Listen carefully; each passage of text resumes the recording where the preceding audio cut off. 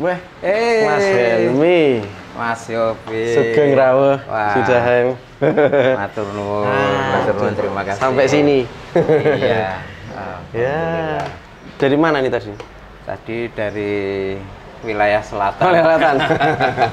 Iya. Menuju ke utara, mampir ke tengah sini dulu. Oh iya, namanya di utara ya. Iya.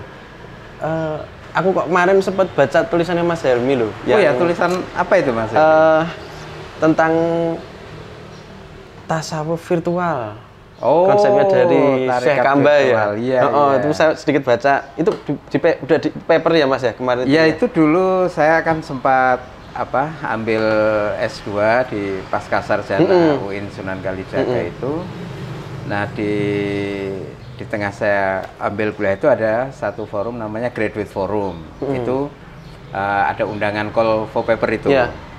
Dengan tema yang waktu itu sudah ada tema besarnya apa, saya lupa persisnya, tapi tema yang saya tulis itu include ke dalam tema besar itu dan saya coba submit dan alhamdulillah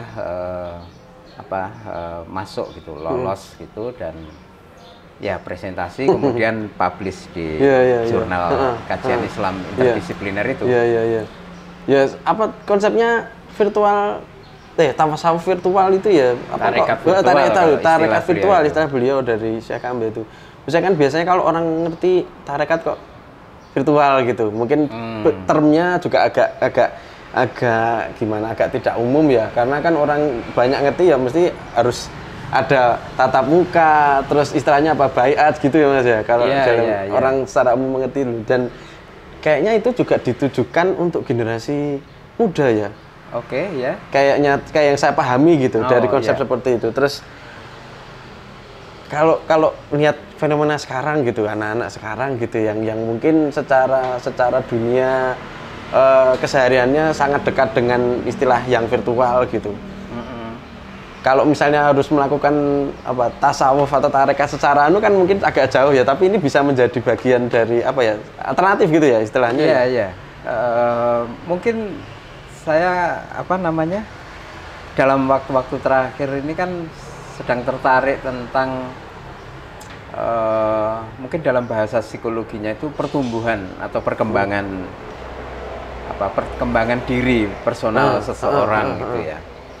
Nah, kalau diri kita secara biologis ini kan pertumbuhannya seperti kita tahu dari kecil, kemudian tinggi badan kita naik, berat badan kita naik, terus bertumbuh secara fisik, organ-organ semakin sempurna dan sampai titik tertentu kita mencapai apa yang paling puncak maksimal dari pertumbuhan badan kita, terus nanti seiring dengan usia juga akan mengalami penurunan.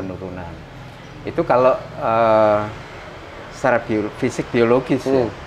Tapi sebenarnya manusia kan juga secara psikologis juga diasumsikan ada pertumbuhan, ada perkembangan kognitifnya, bahkan juga secara spiritual atau mental gitu kan.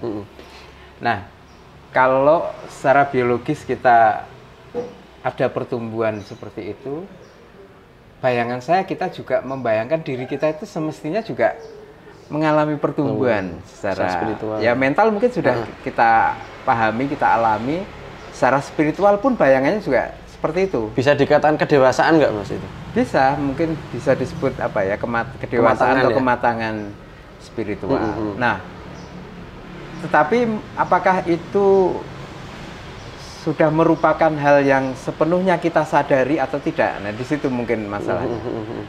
Sebagian mungkin sudah mengalami itu, tapi tidak disadari.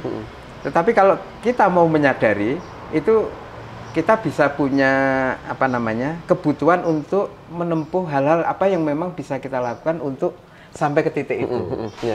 Nah, di situ saya kira kalau tadi di Mas Yopi menyinggung paper yang pernah saya tulis itu ada kaitannya di sisi ini dari pemikiran Syekh Kamba itu saya menangkap bahwa kita bisa memahami tarekat atau hal-hal yang bersifat spiritual dari agama Islam itu untuk keperluan pertumbuhan spiritual kita, pertumbuhan kematangan diri kita secara ya boleh dikatakan mentally gitu ya, secara mental itu. Nah, itu bisa didaya gunakan. Apa yang kita baca atau kita pahami dari dunia tarekat itu bisa kita terapkan untuk kebutuhan kita mengembangkan diri. Ya, sekali lagi itu kita merasa nggak sih kita ini butuh menumbuhkan gitu. Nah, kalau kita berpikir seperti itu, kita bisa melakukan banyak hal dari dunia tarekat tadi. Menurut saya sih. Kalau misalnya kayak tadi kebutuhan untuk meningkatkan spiritual kita ya, istilahnya menumbuhkan spiritual kita kan mungkin sebagian besar orang banyak melewati pengajian gitu ya. Secara umumnya gitu ya, saya pahami kan mungkin itu istilahnya jalan yang banyak sekali. Ya saya sendiri juga mengalami gitu, maksudnya ketika saya masih di sana gitu. Saya kira ketika masih muda. masih muda gitu. Maksudnya ketika di sana, ketika saya masih di kuliah di Jerman gitu kan, mungkin posisinya adalah satu, saya agama Islam sendiri minoritas ya di situ ya. Tapi tetap ada namanya masjid dan sebagainya. Kemudian komunitas pengajian khas Indonesia juga hampir banyak sekali aktif di kota-kota gitu.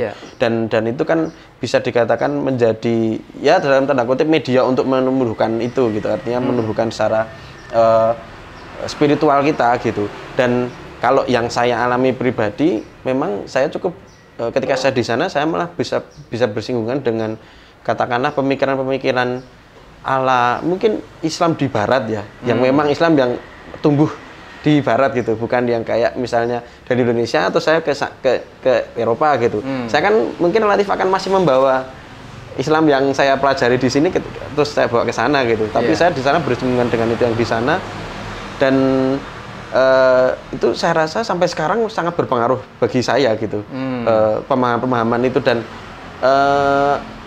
itu saya nggak kenal ustadznya, maksudnya nggak hadir di anunya, ya cuma lihat di YouTube atau sebagainya gitu. Itu bisa dianggap sebagai salah satu itu enggak? Mungkin ya bisa virtualnya dalam tarekat atau sebenarnya agak lebih rumit lagi sebenarnya dengan sebut tarekat virtual itu. Saya ingin mengutip sedikit apa yang disampaikan oleh Syekh Kamba Al-Maghfurullah ya, almarhum Syekh Kamba itu. Betul. Ketika kita menyebut kata spiritual, tarekat dan lain sebagainya, itu ada baiknya kita menggunakannya itu dalam kerangka psikologi. Secara psikologi itu gini, kita itu secara psikologi itu ngalamin apa aja toh sebenarnya. Apa misalnya kita sedih, senang, berduka, marah, gitu. Atau marah, atau kalau menghadapi apa kita sangat tidak sangat reaktif gitu, bisa gampang marah atau sedih berlebihan. Nah, dinamika emosi di dalam diri itu sebenarnya nanti berkaitan dengan titik spiritual di mana kita itu berada. Atau lebih mudahnya gini, kita bisa melakukan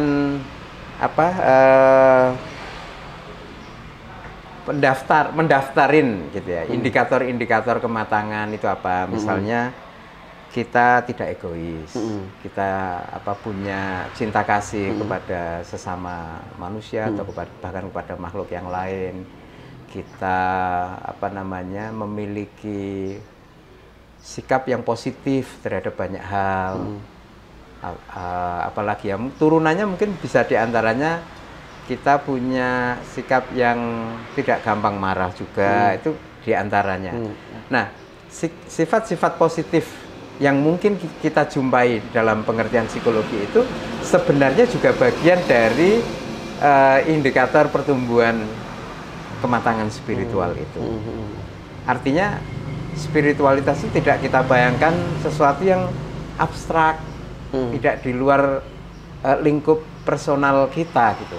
Kenapa ini penting? Karena memang goal dari pertumbuhan kita itu kan menjadi manusia yang baik, manusia yang ya dewasa, yang matang, yang bijak dan lain sebagainya. Nah, ketika kita berbicara mau menuju ke sana, itu banyak hal bisa diadop ya, diambil dari laku tarekat itu atau konsep tasawuf atau tarekat itu. Jadi titik temunya itu di situ. Psikologi itu mempelajari sisi dalam diri manusia itu, dan ketika mau berbicara ingin meningkatkan atau memodifikasi, mengubah